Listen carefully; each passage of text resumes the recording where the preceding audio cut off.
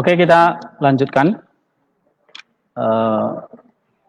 materi kita. Ini bagian yang terakhir dari Ascetic Life, ya, yang ditulis oleh Saint Maximus the Confessor. Nanti kalau kita butuh compunction supaya kita berbalik dari hal-hal yang jahat, ya. Compunctions artinya ini satu tangisan akan dosa-dosa kita, dan akhirnya kita hidup dipimpin oleh Roh, menjadi anak-anak Allah. Kenapa perlu compunction? Karena nanti ada penghakiman akhir. Oleh sebab itu, bagaimana kita punya compunction? Maximus mengajarkan kita harus punya rasa takut akan Allah yang murka terhadap segala dosa. Ya, akan ada pengadilan Kristus tadi katakan. Oke, nah siapakah yang kuat berdiri di hadapannya? Kita harus punya satu kesempurnaan, bahkan lebih daripada keagamaan orang-orang Farisi itu. Jadi di dalam Matius pasal yang kelima, kita baca Matius 5 ayat 20. Di situ dikatakan, aku berkata kepadamu, jika hidup keagamaanmu tidak lebih benar daripada hidup keagamaan ahli-ahli Taurat dan orang-orang Farisi, sesungguhnya kamu tidak akan masuk ke dalam kerajaan surga. Ya, berarti hidup keagamaan kita atau kekristenan kita must be perfect, harus sempurna. Nah, kesempurnaan itu dimulai dari compunction, kita melakukan yang namanya repentance atau pertobatan, dan pertobatan itulah butuh yang namanya iman. Sehingga oleh imanlah kita lahir dari Allah. Lalu kalau kita lahir dari Allah, kita disebut sebagai orang Kristen atau anak-anak Allah. Ya, orang Kristen berarti pengikut Kristus, atau sisi lain kita adalah anak-anak Allah. Sebab kita lahir dari Allah. Nah, kalau kita lahir dari Allah, lalu apa yang kita miliki sebagai anak-anak Allah ini? Oke, kalau kita hanya mengatakan, saya punya iman, maka iblis juga berkata, aku juga punya iman. Ya kan? Iblis juga mengatakan dia juga punya iman gitu. Coba kita baca Yakobus 2 ayat 19. Yakobus 2 ayat 19. Itu dikatakan,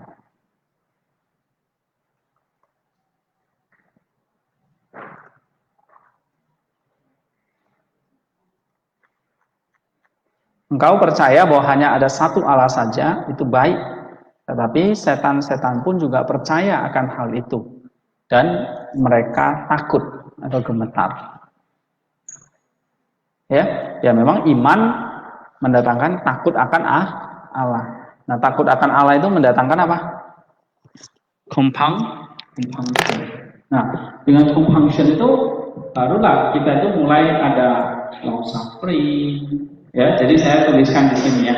Iman mendatangkan apa? Takut akan Allah. Takut akan Allah mendatangkan apa? Compunction atau pertobatan, penyesalan akan dosa. Dari sini muncul apa? Ini kita punya self control untuk tidak lagi jatuh dalam dosa, ketekunan, kesabaran, ya, pengharapan yang pada akhirnya punya kasih. Oke, nah itu yang dituliskan oleh Maximus, ya.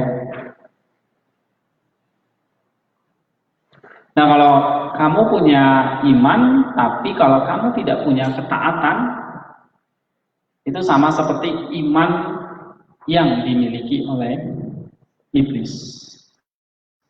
Yakobus 2 dikatakan tadi, iman itu juga punya iman. Iblis itu juga punya iman, tapi tidak punya ketaatan.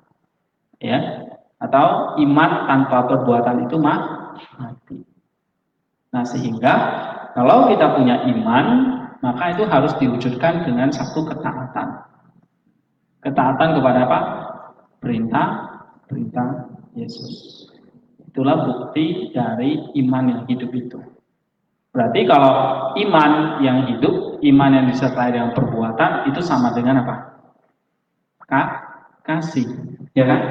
Iman saja, tapi kalau nggak ada ini, mati. Tapi kalau iman, lalu diikuti ini, itulah iman plus perbuatan.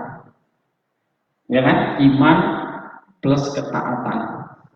Itulah yang disebut dengan iman mendatangkan kasih. Nah, kasih itulah yang menghidupkan kita sehingga ini kita bisa berdiri di hadapan Allah. Ya kan? Bisa berdiri di hadapan pengadilan Allah. Kasih itu.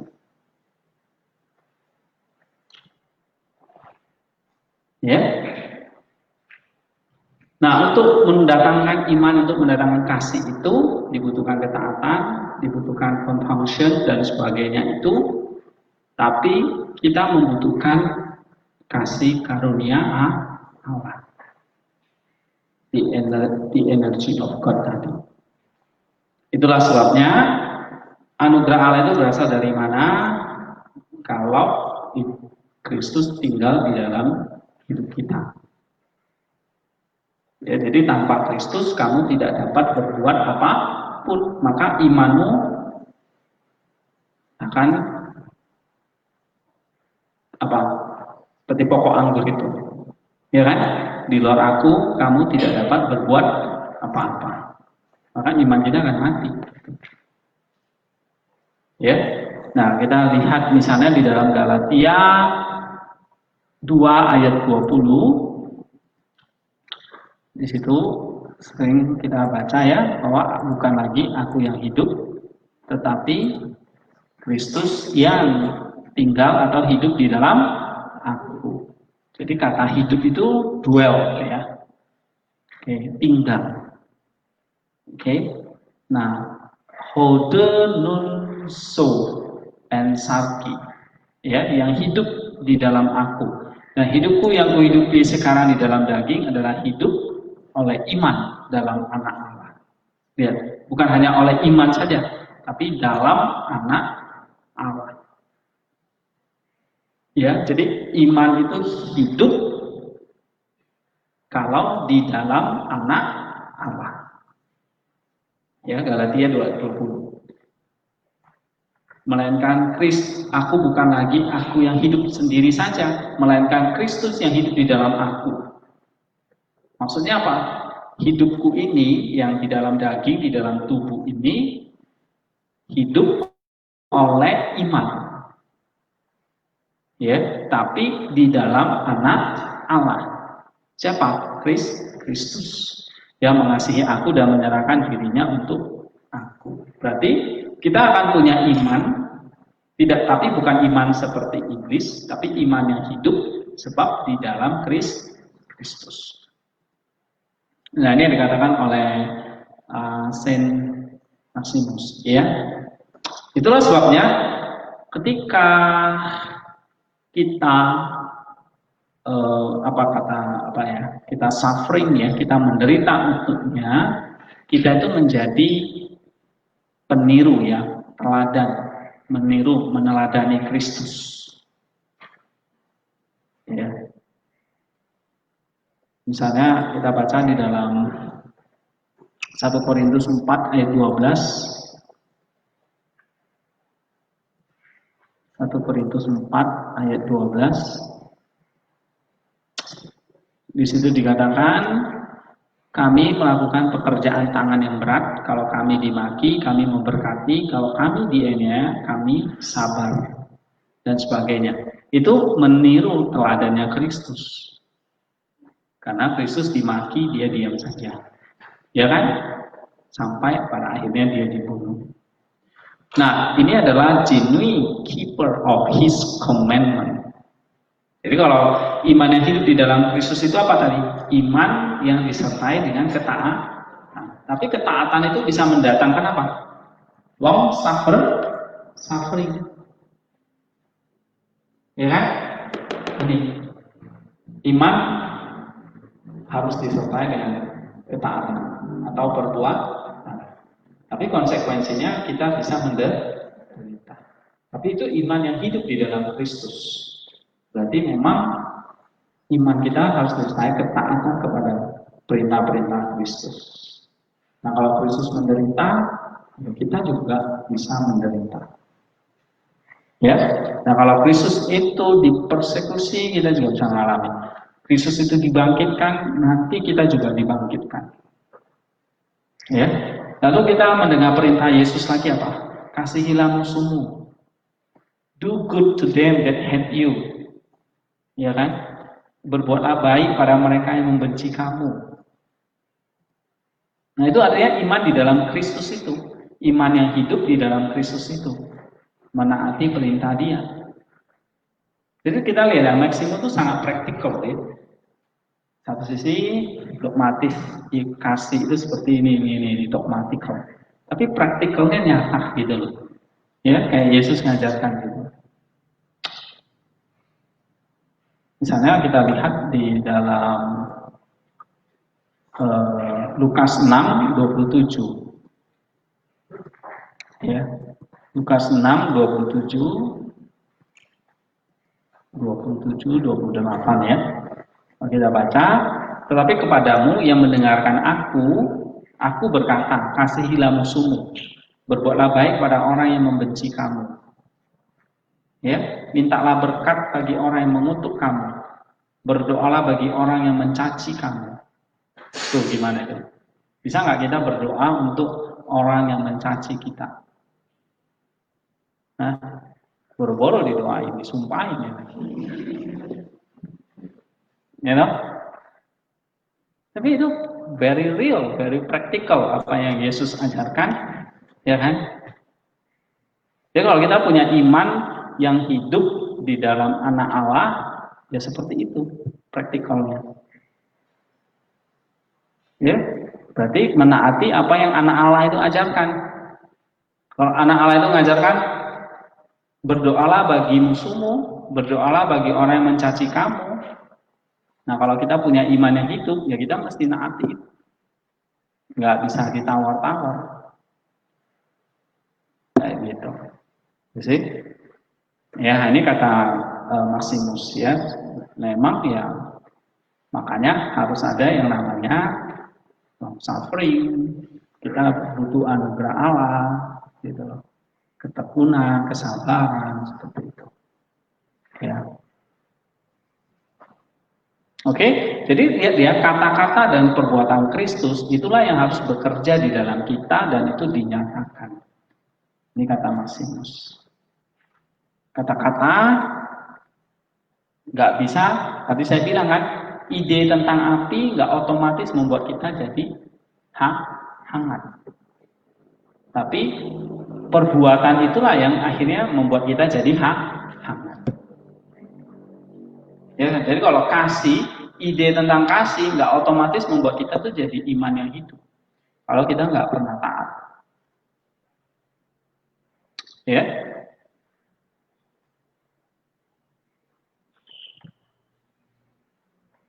Oke, nah kita lihat lagi. Nah, kalau kita melakukan atau melakukan yang sebaliknya ya dari perintahnya, maka kita akan dipenuhi dengan kenajisan, uncleanness, kekotoran. Ya, padahal kata Maximus, kamu itu adalah baiknya Allah, temple of God, a house of prayer. Ya, coba kita baca di dalam 1 Korintus 3:16.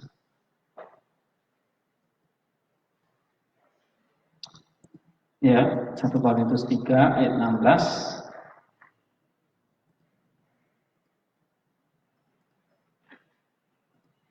Di situ dikatakan, Tidak tahukah kamu bahwa kamu adalah bait Allah dan roh Allah diam di dalam kamu? Ya, jadi kalau kita melanggar perintah Allah itu membuat kita tidak suci, uncleanness. Oke. Nah, ini 35 ya. Great Isaiah mourns over us, menangisi bangsa Israel ya. Lalu juga para rasul mengatakan hal yang sama. Ya. Coba kita baca Roma 1:28. Ini banyak ya. Roma 1:28 sampai 32. Ini yang dialami oleh orang-orang ini. 1:28 di situ dikatakan, dan karena mereka tidak merasa perlu untuk mengakui Allah, maka Allah menyerahkan mereka kepada pikiran-pikiran tertutup. Mereka melakukan apa yang tidak pantas, penuh dengan rupa-rupa kelaliman, kejahatan, keserakahan, kebusukan, penuh dengan dengki, pembunuhan, perselisihan, tipu muslihat, dan kefasikan, ya, kejahatan. Mereka adalah pengumpat, pemfitnah, pembenci Allah, kurang ajar, congkak, sombong, pandai dalam kejahatan, tidak taat kepada orang tua, tidak berakal, tidak setia, tidak penyayang, tidak mengenal belas kasihan. Sebab walaupun mereka mengetahui tuntutan-tuntutan hukum Allah, tahu nih hukum Allah, bahwa setiap orang yang melakukan hal-hal demikian patut dihukum mati, mereka bukan saja melakukannya sendiri, tetapi mereka juga setuju dengan mereka yang melakukannya. Nah, ini yang tercermin sama kayak Yesaya menangisi dosa bangsa Israel, para rasul ini juga menangisi dosa manusia seperti itu. Ya, maka Allah apa di sini dikatakan, kita lihat di dalam Roma 1 ayat 24. Maka di sini Allah menyerahkan mereka pada apa? Allah menyerahkan mereka kepada keinginan hati mereka akan kecemaran, sehingga mereka saling mencemarkan tubuh mereka. Ya. Akibatnya apa? Akibatnya maka ada murka Allah yang akan dinyatakan nanti terhadap segala kejahatan dan ketidakadilan dan seterusnya. Ya, jadi kita ingat kenapa kita harus compunction, karena ada murka Allah pada hari penghakiman nanti. Oke.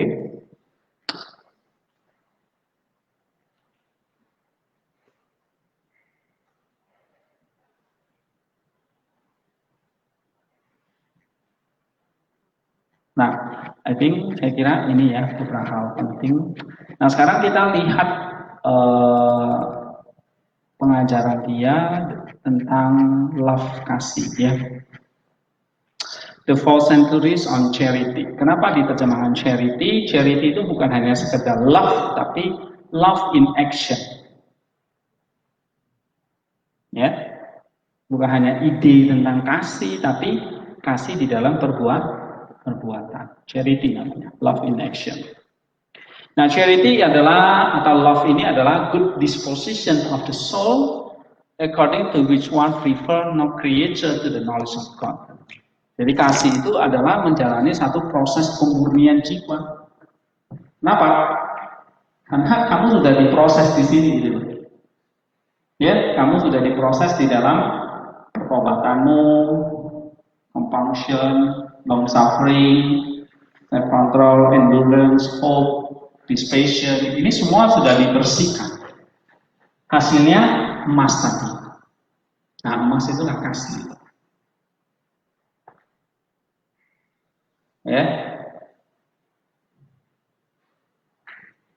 gitu. Untuk menghasilkan sebuah jus yang enak, maka buah itu mesti dipotong dari pohonnya, lalu dibuang kulitnya, ya kan? Lalu diperas isinya, lalu dikocok-kocok, ya, baru ya ditambahin apa gitu, baru jadi jus yang enak. Nah, seperti kasih itu adalah a good dispositions of the soul, jadi kemurnian jiwa. ya. Tapi yang memilih akan pengetahuan Allah bukan pada ciptaannya. Jadi memilih Allah, mengasihi Allah bukan pada ciptaannya. It is impossible to attain a lasting possession of this charity if one has many attachment to a living. Jadi tidak mungkin kita bisa mengasihi kalau kita nggak mengalami yang namanya dissipation atau apatheia atau apa? Detachment ya. Istilahnya apa nih? Detachment. Detachment itu artinya kita memang sudah bersih dari atau tidak terikat lagi pada hal-hal dunia. Sama kayak tadi saya kasih contoh, kita tidak bisa memberikan uang kita kepada sesama kita kalau kita masih attach pada kebutuhan kita sendiri, pada hal duniawi kita. Ya kan? You never give, kamu nggak akan pernah bisa. Jadi charity atau kasih ini springs from the calm of detachment. Kasih dihasilkan dari mana? Detachment atau dissipation. Kamu tidak terikat pada hal-hal duniawi. Kamu sudah bisa mengatakan tidak pada hal itu. Lalu detachment datang dari mana? Datang dari pengharapan akan Allah. Pengharapan datang dari mana? Dari kesabaran dan penderitaan tadi, ketekunan tadi. Ya, coba kita baca dalam Yakobus 1. Ini aja maksudnya logis gitu ya. Ayat 3 ya. Yakobus 1 ayat 3 atau ayat 2 dan 3. Saudara-saudaraku, anggaplah sebagai suatu kebahagiaan apabila kamu jatuh ke dalam berbagai pencobaan. Sebab kamu tahu bahwa ujian terhadap imanmu menghasilkan ketekunan. Nah, nanti kita akan lihat iman kok bisa menghasilkan ketekunan. Nah, di sini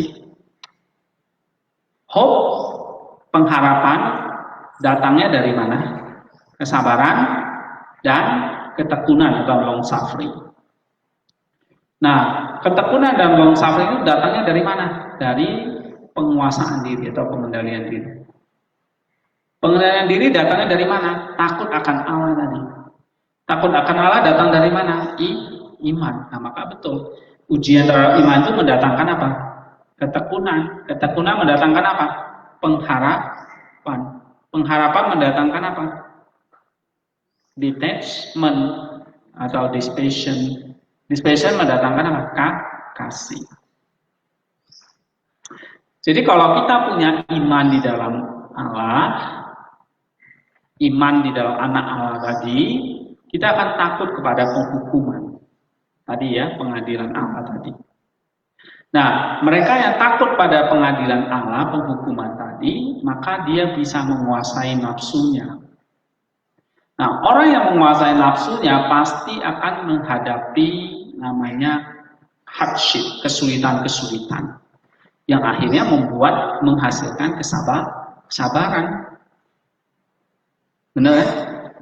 Dan ketekunan atau tahan terhadap penderitaan. Nah, kalau kita mau menguasai nafsu tadi. Oke. Nah, dia yang bisa menghadapi apa tadi? Kesabaran dan ketekunan tadi, maka akan menimbulkan pengharapan. Nah, pengharapan inilah yang akan memisahkan orang itu dari hal-hal duniawi. Oke. Jadi pikirannya itu sudah tidak lagi fokus kepada situ, tapi akan mengasihi sesama dan mengasihi Allah. Nah, dia yang mengasihi Allah akan memilih pengetahuan akan Allah, bukan hal-hal yang diciptakan oleh dia. Jadi misalnya kayak tadi uang, kita nggak bisa mengatakan aku mencintai uang sekaligus aku mencintai Allah. Kita harus pilih. Kita nggak bisa mengatakan aku mengasihi dua Tuhan, Mammon dan Allah. Jadi kalau itu yang terjadi nggak mungkin. Jadi kita mesti mengasihi Allah yang benar-benar pilih dia, bukan apa yang diciptakan. Ya.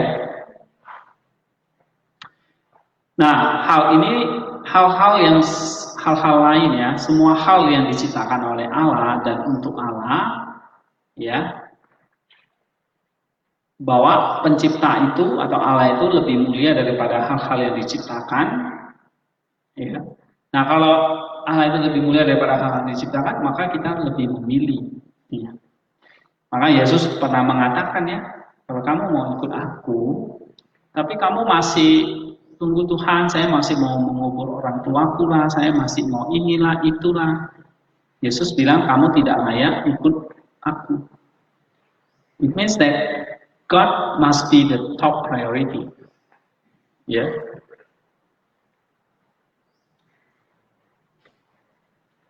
Oke, yang keenam. Jadi kalau dia mainnya masih terikat kepada hal-hal yang duniawi, maka dia tidak bisa mengasihi Allah. Ya, gitu. Tapi kalau pikirannya kepada kasih akan Allah, maka hal-hal yang duniawi itu akan menjadi asing bagi pikiran dan tubuhnya. Jadi kalau orang yang mengasihi Allah itu diajak korupsi, diajak berbuat jahat, diajak ini dan itu, kayaknya ini nggak sesuai. Ini liar ya, ini asing gitu.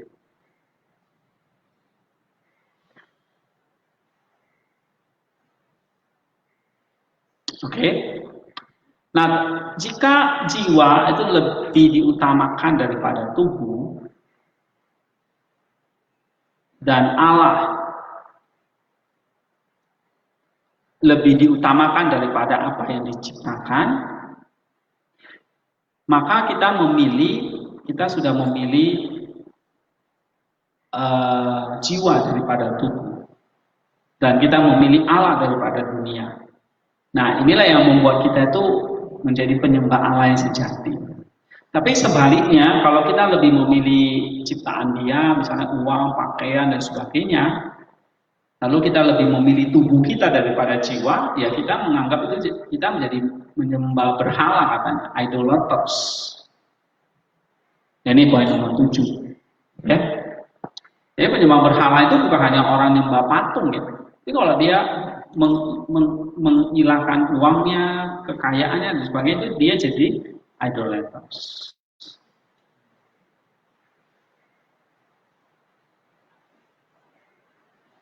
Oke, yang ke-8. Dia yang yang turns his mind ya, yang menjauhkan nusia atau mindnya itu dari charity atau dari Allah terhadap hal-hal yang kelihatan, ya itu berarti dia lebih memilih tubuh daripada jiwanya. Dia lebih memilih hal-hal yang diciptakan Allah bukan kepada penciptanya. Nah, kalau seperti itu kita nggak bisa mengasihi Allah. Oke? Jadi ada perkataan singkat atau aforisme istilahnya ya, yang dalam ini. Nah, ini yang menarik tadi saya katakan, kasih itu kayak burning, membakar. Burning love. Nah, yang membakar itu berarti sesuatu yang juga menghangatkan dan menghasilkan terang. Jadi kalau kita punya kasih yang ini, berarti itu kayak membakar kita, ya, dan menerangi kita. Membakar tadi ya, memurnikan kita, itulah purification. Dan menerangi kita, maksudnya apa? Menerangi tubuh kita. Jadi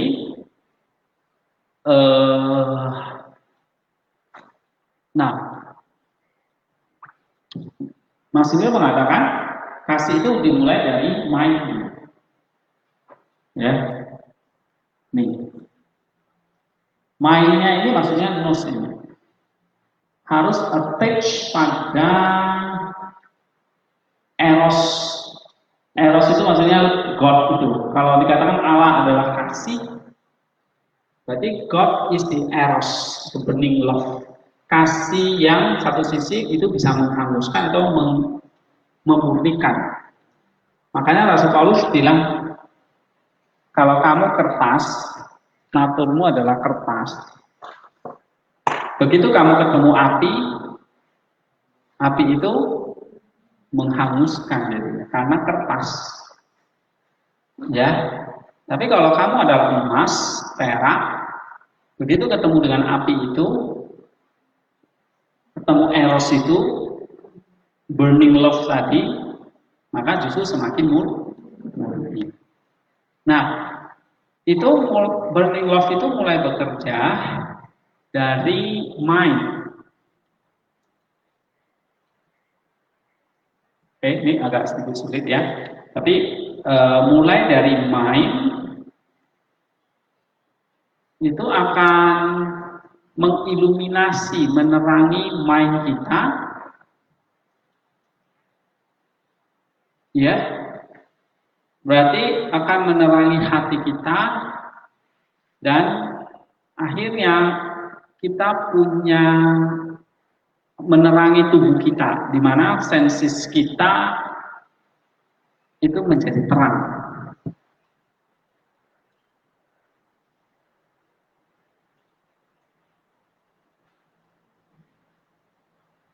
Sama kayak orang yang berjemur di bawah matahari, ya, maka kayak wajahnya bersinar gitu. Ya, coba kalau kamu masuk ke dalam gudang arang, ya kan, sehari aja. Nah, begitu kamu keluar, kamu bukan bersinar, tapi penuh dengan kegelapan. Ya.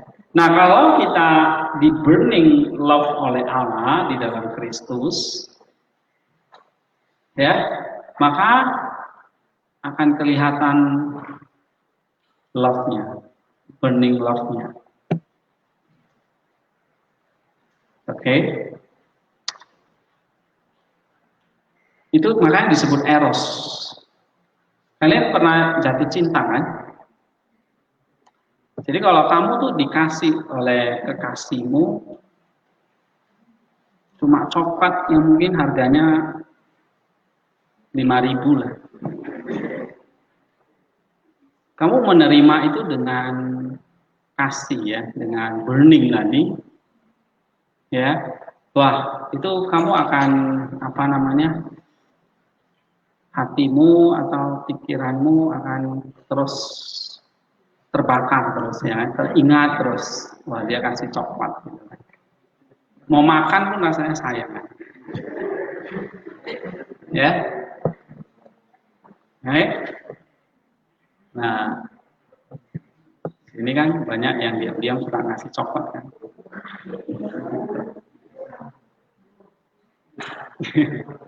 Oke, ini contoh. Nah, kira-kira ketika kita mengasihi Allah, itu kita nggak pernah bisa melupakan itu. Oke, kita apa namanya? Kalau kita mengasihi Allah, dan ketika itu kita lakukan kepada orang lain itu tidak pernah bisa melupakan. Jadi kayak ada terang yang ada pada dia yang kita transfer gitu. Ya. Nah, bagaimana mind itu dibakar oleh api kasih tadi, the burning love tadi, maka sekali lagi pikiran itu akan dibakar oleh the burning love kalau dia melakukan pure prayer. Makanya tadi keselamatan itu ada anugerah Allah tapi juga asketik, ya kan? Doa.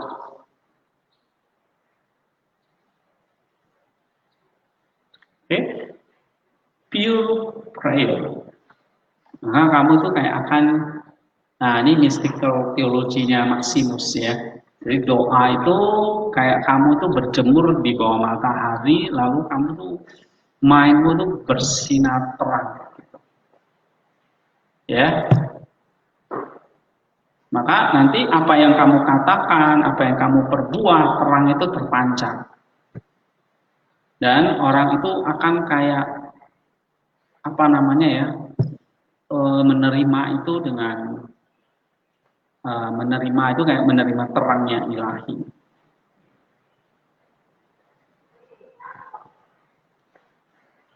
Ya, jadi lewat ini apa namanya,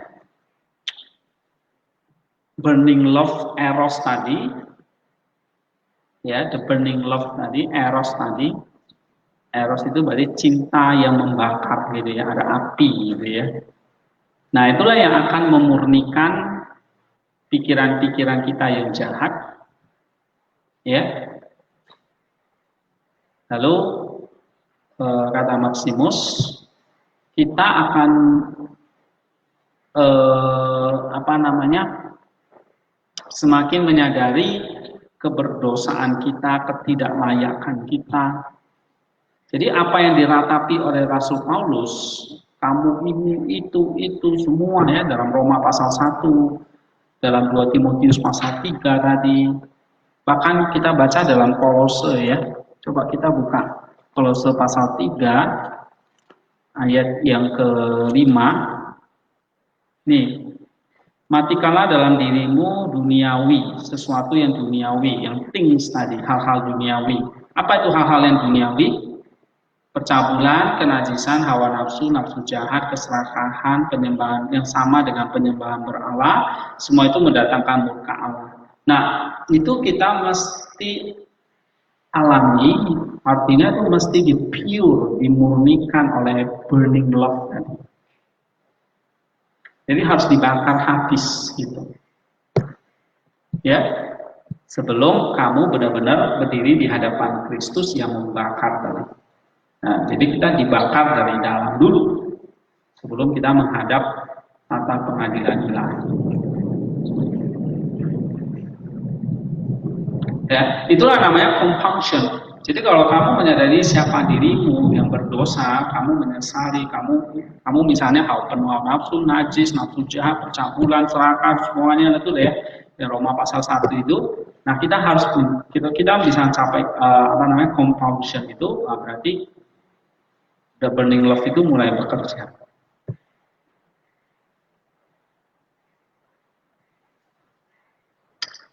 Ya.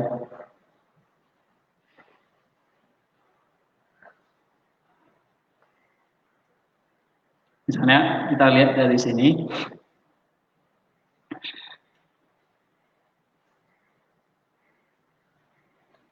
dia yang mengasihi aku, kata Tuhan, akan menjaga perintahku, ya kan? Akan menaati perintahku. Ya. Dan dia yang menaati perintahku adalah mengasihi sesamanya. Jadi, kalau dia tidak mengasihi sesamanya, berarti dia tidak menaati perintah. Ya, sebab apa? Dia melakukannya itu bukan atas dasar kasih kepada Allah. Jadi kalau dikatakan kalau kamu mengasihi Allah, ya kamu mengasihi sesama. Itu artinya. Oke, next. Misalnya yang 17.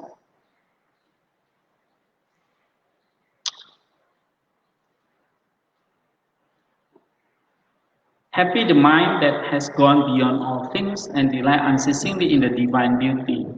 Jadi berbahagialah kita kalau mind kita itu ya gone beyond ya, dari segala hal duniawi ini, ya, mencintai secara tanpa henti terhadap kecantikan ilahi. Oke, kita lihat lagi nih ya, yang tadi saya katakan, memory of fire does not warm the body. Jadi kalau kita cuma ingat tentang api, itu tidak akan menghangatkan tubuh. Oke? Oh, ingat nih, Tuhan mengajarkan kita tentang kasih. Itu nggak akan menghangatkan jiwa kita. Sama kayak, ingat nih ada api, nggak otomatis menghangatkan tubuhmu. Ya, maka iman tanpa kasih nggak akan menghasilkan apa? Terang atau iluminasi bagi jiwa kita atau menerangi jiwa kita. Ya, ini kutipannya. As memory of fire does not warm the body, so faith without charity does not affect the illuminations of knowledge in the soul. Nah, jika matahari, ya sinar matahari itu baik bagi mata kita, maka pengetahuan Allah itu menjadi apa? Baik bagi mind kita. Nah, so dari sini Maximus mengajarkan mind ini mesti diterangi oleh the knowledge of God. Jadi memang kita suka akan divine beauty itu, divine light itu. Nah, baru dari mind itu akan turun ke dalam hati dan hati menerangi tubuh kita. Sama kayak Yesus ajarkan ya dalam Matius 6 ayat 22 sampai 23. Oke.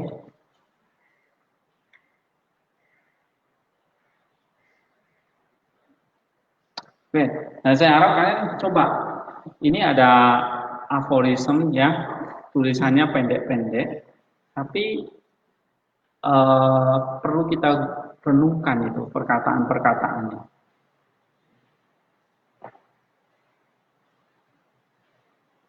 Ya.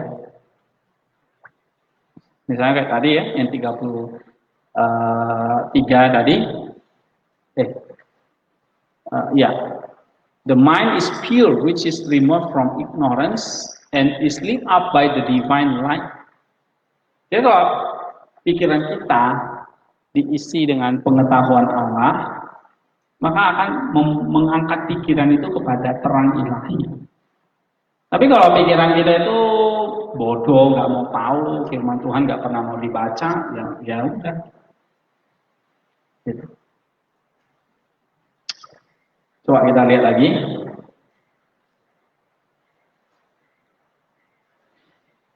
Nah, perbuatan kasih itu adalah intentional doing of good to one neighbor.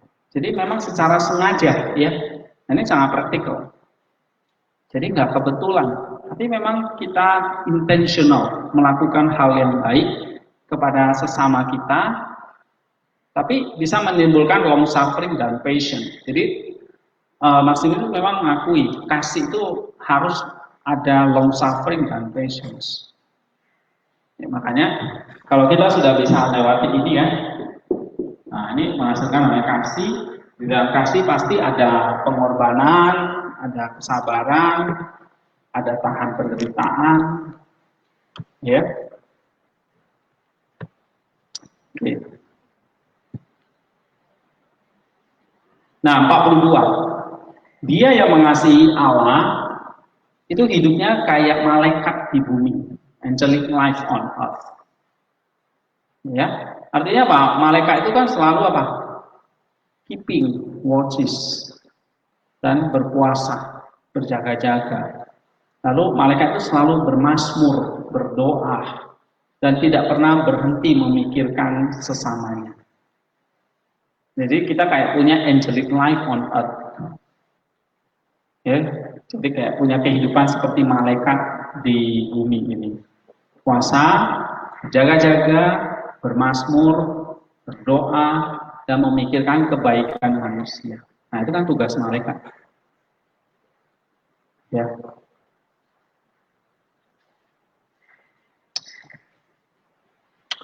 Oke, terus kasih itu seperti zeal, you know? Zeal itu ya kayak api ya. Pernah lihat orang yang cemburu? Nah, kalau yang cemburu itu kan karena pacarnya direbut sama orang, cemburu ya, apinya mulai kebakar ya. Lalu dia datangi orang itu, dia marah dan ya, itu ada api gitu. Nah, Allah itu kan kalau di dalam PL itu juga Allah yang pencemburu. Jadi dia punya seal, dia punya api itu, api cemburu itu.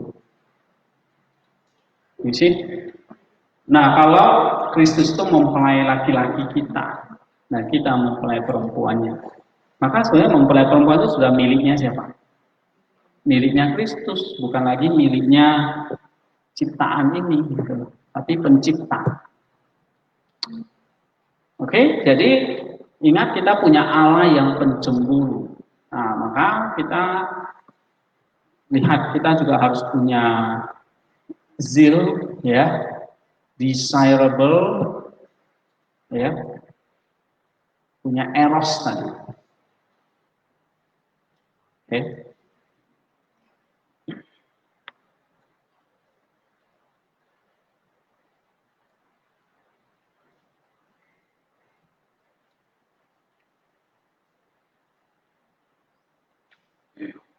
Oke. Nah, kalahkan dagingmu itu dengan lack of food, ya. Jangan makan berlebihan. Oke. Lack of food. Afflict your flesh with lack of food. Nah, Mas Yunus berkali-kali mengatakan itu ya. Kenapa? Karena memang uh, food makanan itu kan salah satu penyebab dari glutoni itu, ya. Lalu vigils, vigils dengan berjaga-jaga, ya, dengan bermasmur, berdoa. Oke. Nah ini karena memang Maxim ini juga seorang biarawan ya, maka dia dalam tulisannya itu kelihatan banget tentang ini.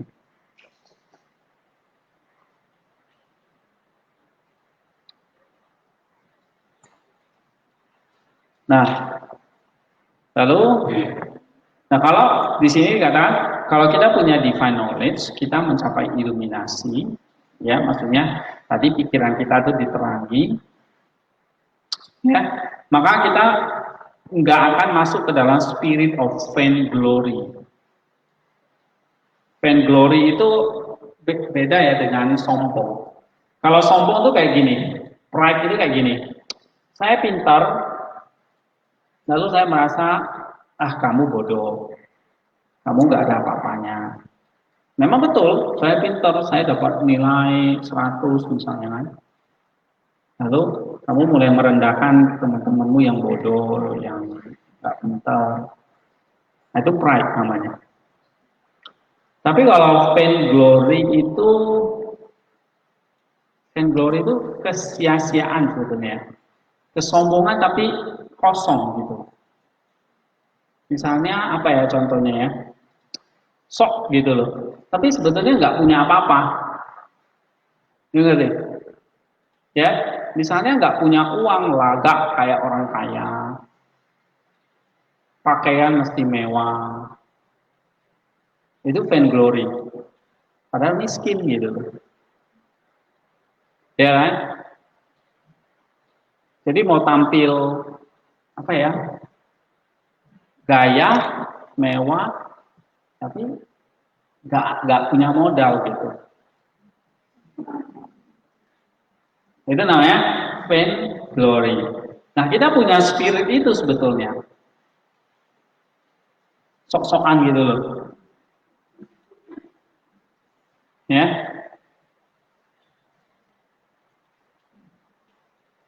Nah itu yang kata Maximus mesti di blow, disingkirkan, ya. Dengan cara apa?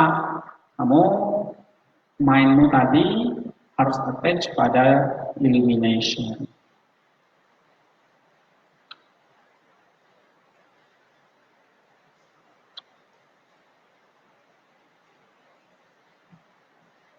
Nah, dia yang takut kepada Allah, maka temannya adalah kerendahan hati. Ya, nah dari situ akan membuat dia itu punya kasih dan ucapan syukur.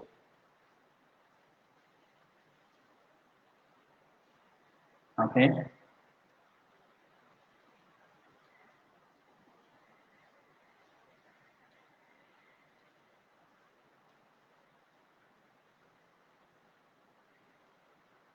Nah, terus kan, janganlah apa namanya ya, soil your mind, janganlah menanamkan sesuatu di dalam pikiranmu dengan logisme tadi, ya, dan kemarahan.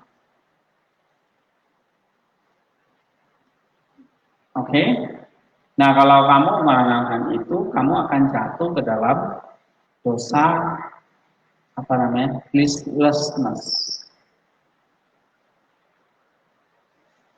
ya. Listlessness itu kayak apa ya, orang yang nggak bisa mengampuni gitu. Akhirnya menyimpan dendam, lama-lama dia kayak orang yang depresi, nggak tenang hidupnya. Dia selalu memikirkan ya ketidak apa namanya, selalu memikir kesalahan orang sampai akhirnya jadi listless. Oke? Nah, jadi jangan tanamkan pikiranmu itu dengan pikiran-pikiran yang anger, marah gitu ya, atau penuh dengan hawa nafsu. Oke, tapi justru dengan doa maka kamu menyingkirkan listlessness. Jadi listlessness itu salah satu dari 8 dosa ya kan? 8 dosa yang sering kita alami.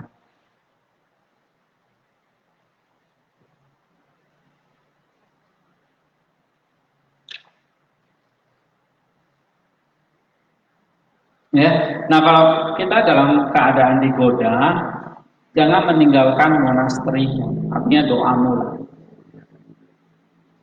Ya, don't leave your monastery. Oke, jadi kalau kamu digoda, ingat pelajaran monasteri seperti hari ini. Oke, nah itu kata Maximus ya.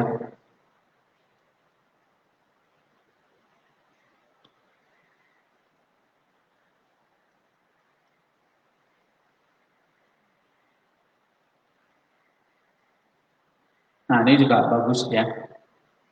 Di sini dikatakan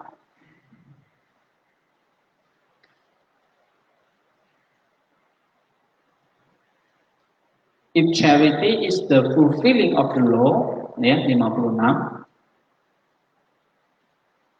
Jika kasih itu memenuhi hukum adalah kegenapan dari hukum Taurat, ya berarti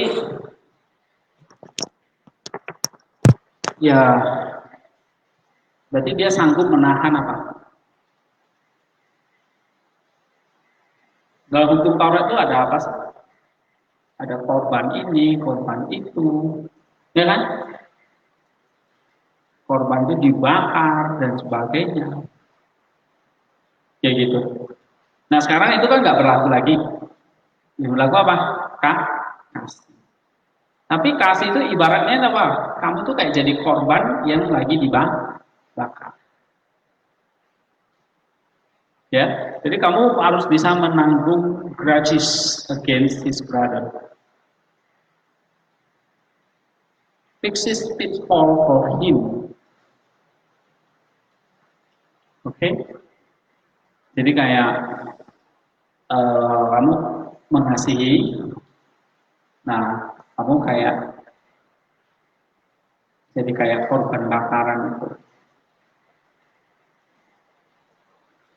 Ya, yang akhirnya dibakar, Terus dagingnya dipersembahkan pada imam, pada Tuhan. Jadi kalau kamu kayak yang namanya kasti, memikul salib, menyalibkan diri itu kayak kamu tuh dikorbankan gitu. Kamu dibakar, lalu dagingmu tuh dibagi-bagi ke orang. Ya. Nah, maka dalam Roma pasal 12 itu kan, coba kita buka ya. Karena kemurahan Allah, aku menasihatkan kamu supaya kamu mempersembahkan tubuhmu sebagai persembahan. Nah, kata persembahan itu maksudnya itu bukan kayak persembahan uang ya, tapi itu korban. Kayak korban, bahasanya sama kayak korban di PL itu loh. Kamu jadi korban sebagai korban yang hidup, kudus dan berkenan. Tapi korbannya di sini apa? Kamu mempersembahkan tubuhmu, kamu korbankan tubuhmu. Ibaratnya kalau di PL itu kan dibakar. Berarti sekarang tubuhmu dibakar. Tapi dibakar oleh apa? Eros tadi, burning love tadi. Oke, jadi menarik ya. Jadi kalau di PL dibakar oleh memang api beneran, hukum Taurat itu. Tapi sekarang tuntutan hukum Taurat itu hukum apa? Dari semua hukum Taurat itu digenapi dalam hukum kasih, hukum Kristus, hukum kasih. Nah kalau kasih polanya sama ya, tetap dibakar, dipersembahkan gitu, korban. Cuma korban tubuhmu tuh sekarang dibakar oleh apa? Oleh eros ini, the burning love. Maka Rasul Paulus bilang, tubuh jasmaniku semakin merosot, tapi manusia roh batinnya itu diperbaharui. Ya, itulah burning love itu. Jadi burning love itu memang membuat kita jadi menderita. Karena kamu mempersembahkan korban tubuhmu. Jadi korbanmu dibakar oleh bukan api masak nasi belakang itu, tapi dibakar oleh api kasih, dibakar oleh eros. Oke, maka waktu kita berkasih itu nggak enak banget. Kayak kita mempersembahkan korban lagi, kita dibakar. Maka Rasul Paulus, ya tubuhku bisa semakin binasa, merosot. Tapi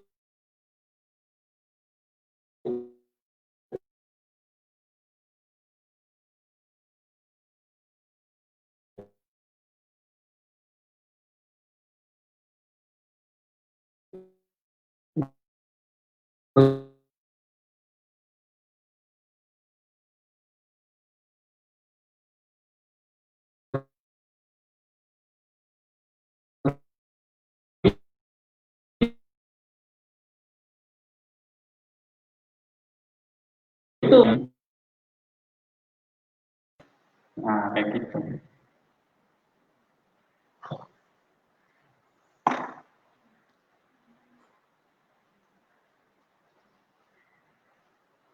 Oke. Jadi kalau dikatakan kamu mempersembahkan tubuhmu, berarti tubuhmu sekarang jadi korban, terus dipersembahkan, berarti dibakar oleh eros tadi. Sehingga kamu jadi korban yang hidup, kudus dan berkenan kepada Allah. Nah itu dia.